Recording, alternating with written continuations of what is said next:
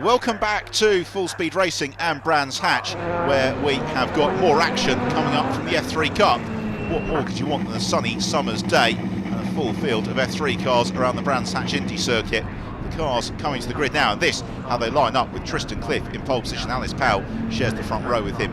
Row 2, Alex Craven, race 1 winner, Louis Hamilton-Smith, then Mark Harrison and David Scott, as we're just about ready for the off here.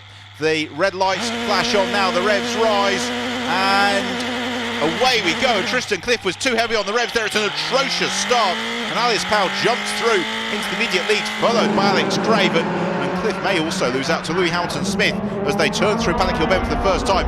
Indeed he does, and Tristan had just revved up a little bit too heavily. He now challenges around the outside into Druids, and he's at risk of possibly losing out to Stuart Wiltshire as well. So they come down further back in entanglement, and around goes Neil Harrison. It's Dave Carrascus who was also caught up in that, as was Nick Robinson, the black car, who took evasive action. So Alice Powell, who has had a very, very trying weekend, leads the way. Alex Craven in second, Louis Hamilton-Smith now slots through into third, so Tristan Cliff demoted into fourth as they accelerate through to complete the first lap of the race. There we've got a good scrap going on behind between Wiltshire and David Scott.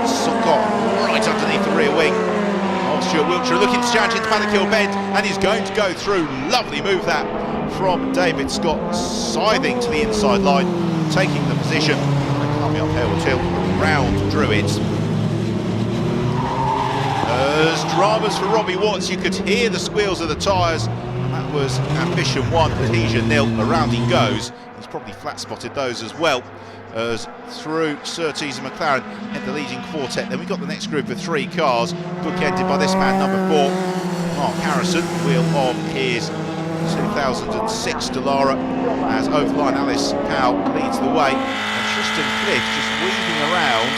I think he's trying to get a little bit of heat possibly into his tyres, or not, he just feels that something's not quite right there with the hand. Either way, he's suddenly dropped a long way back in the leading group, and this is very, very impressive stuff. Alice Powell in the spare car this weekend, engine problems in testing before the race weekend, and the only way for the team to come up with a solution was actually to bring the spare car, which is the car that Alice is driving. She hadn't sat in it before qualifying for this event, so she is doing remarkably well. She is withholding the pressure at the moment from Alex Craven. Then we've got Louis Hamilton-Smith, who's next along. They accelerate along the Brabham Straight once more, which as you can see is not really a straight. Or they aim essentially for the circuit access road. There's the circuit access road, that's what you aim for. As soon as you arrived at it, you then hit the right-hand turn on the steering wheel and just plunge downhill through Paddock Hill Bend. Immediately you climb up Harewood Hill, you go underneath the bridge, you brake just after the bridge for Druids, and then down left-hander at Graham Hill Bend. Tricky corner Graham Hill, but the technique, as you saw amply demonstrated there by Alex Craven, is just to hook the left-hand wheels over the curb. That gives you a little bit more traction, and then you squirt along the Cooper Straight. Robbie Watts looks to recover his pace in pursuit of Nick Robinson. He's going to go through there. No, he's not.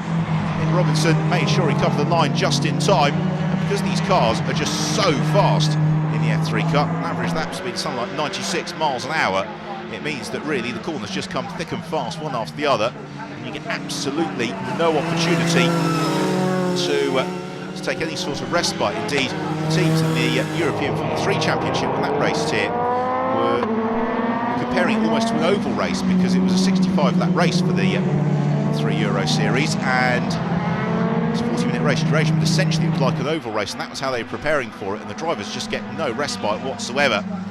So around clearways, then an outer Clark curve heads Alice Powell with Alex Craven in pursuit, then Louis Hamilton-Smith, Tristan Cliff coming back towards them, which clearly shows that Cliff has got the pace in the car, as demonstrated by the fact that he got pole position, just didn't quite have the getaway. So they all plunge down through Paddock Hill Bend. Great race this. Wonderful to see Formula 3 cars in action at Brands Hatch, and in such close formation as well. Now Alice Powell, concerned possibly about the ultimate top line speed of her engine this weekend. It's not a rebuild, this being the engine in the spare car for something like 4 seasons, and therefore doesn't quite have the punch of some of her rivals, which means she is really having to drive the wheels off this car through the corners in order to maintain any sort of advantage. You can see there through clearway she was braking a fraction of a second later than Alex Craven, and then just asking some very big questions in the car, but it pays off because she's not under any sort of pressure along the Brabham Straight, unlike Hamilton Smith in the yellow and black car, pursued by the silver machine of Tristan Cliff. We go in car with Tristan down through Paddock Hill Bend. He gets a much better run than Hamilton Smith, and he could challenge it up to Druids, and he gets squeezed onto the grass by Louis Hamilton Smith. And I'm not sure that Tristan's going to be overwhelmingly impressed by that, because he was certainly from that in-car footage, you could sense that there was a gap there that he went for, and then it suddenly disappeared. Unfortunately, there was no contact, as the leaders already about to reel off another lap. They're lapping that time fractionally over 44 seconds. This, the battle for the trophy class, headed by Dave Kraskus in his 2001 Spectalara. He is chased down by two of the Cup class runners in the shape of Nick Robinson and then Robbie Watts. Robbie in the youngest car of this group, being a 2006 Spectalara. He chases down the 2002 Spec car, which in period will be raced by likes of Mikey Kovalainen and James Courtney down around the straight. So Robinson's going to have to defend here. Robbie Watts looks the outside line to Paddock Hill Bend, and Watts, who works as an instructor at Brands Hatch, knows every inch of the track, but Nick Robinson able to withstand the pressure. They went through Paddock, he then slithers out wide, and this is going to be Robbie Watts' opportunity on the brakes into Druids.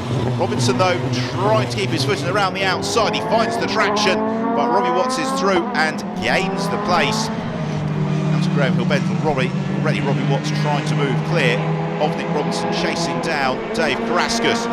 Stuart Wiltshire and Mark Harrison are engaging in battle as well. It's Wiltshire, the multicoloured car, just ahead of the white car, black helmet of Harrison.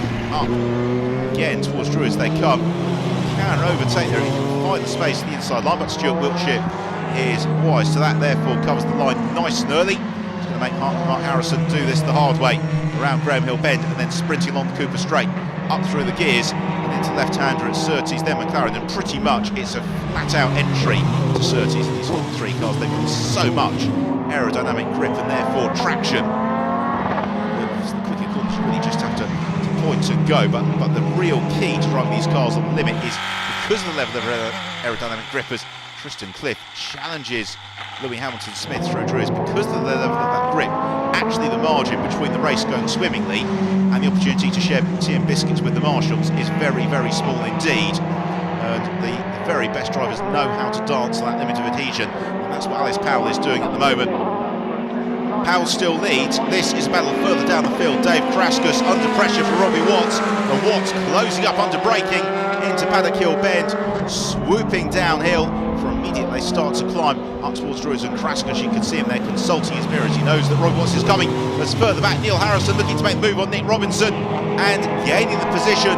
So through, or not quite, Neil Harrison. Nick Robinson able to fight back, covers the inside line then for Graham Hill Bend. So frustration there. Harrison all the while though, you can see that Kraskus and Robbie Watts have broken clear from the two dicing cars behind as they turn through clearways and then accelerate out of Clark Curve onto Bram Straight. Again, Robbie Watts though able to use the slipstream, closing up in pursuit of Dave Kraskus. Kraskus though, no, just to come the inside line, Paddock Hill Bend, but he doesn't leave. He leaves the gap, and through goes Robbie Watts, and Dave Kraskus gave him 1.5 cars width, and that was ample for Robbie Watts, who immediately seeks to defend the line up the hill towards Druids. So he makes sure he's not really passed by Kraskus. Now that Robbie Watts is through, he's going to set about pulling clear of Karaskus. His next target though is several seconds up the road. You can see just a large expanse of empty asphalt, so Robbie Watts has got a fair amount of chasing down to do to gain further positions. Still Alice Powell leads the way with Alex Craven in pursuit into Paddock Hill Bend, and Powell just sliding the rear of the car ever so slightly. This is a really, really impressive drive from Alice Powell, because the problem she's had coming into this weekend, being in a car that's not really immediately to her liking. She'll have got the settings onto the car the same as she'll have had on her standard car, but you just generally get a feel for each and every individual chassis. So for Alice Powell to drive this well is really fine performance. Alex Craven though is pushing her very, very hard throughout the course of the race, as around clearways they head, accelerating out of Clark Curve along the Brabham Straight, and Powell up to over the start and finish line into Paddock Hill Bend, heading towards the latter stage of the race now, and Alex Craven, although he's been in pursuit, hasn't yet mounted his bid for the lead. Well, is he going to be able to do so in these last couple of laps? They're about to come onto a little bit of traffic as well, just going to make things slightly tricky into Graham Hill Bend then. As Powell rides over the curbs, Craven pushing as hard as he can, trying to bring that gap back down to Alice Powell. Powell, who has raced with considerable success, former champion in the Formula 1 and BARC category, then into the GP3 series, and now immediately to the fore in the F3 Cup this year. Craven chasing her all the while, but it could well be a forlorn chase, as over the start and finish line and taking the checker flag of victory in the F3 Cup is Alice Powell, as rotating through the gravel trap is Nick Robinson, and Robinson has lost the engine there. No gurgling sounds coming from that car, so Nick Robinson, I suspect, going to be a very, very disappointed late retiree, as across the line for fourth comes Mark Harrison, with Stuart Wiltshire taking fifth. Let's have a look then at the final results, with victory for Alice Powell, second place Alex Craven, third for David Scott, fourth Mark Harrison, fifth Stuart Wiltshire, Tristan Cliff fading to sixth, and Dave Kraskus winning the trophy class in eighth place. Round of applause and thumbs up for Alice Powell. Top Seth Rostrom, she gets the trophy and the champagne from MSVR's David Willey.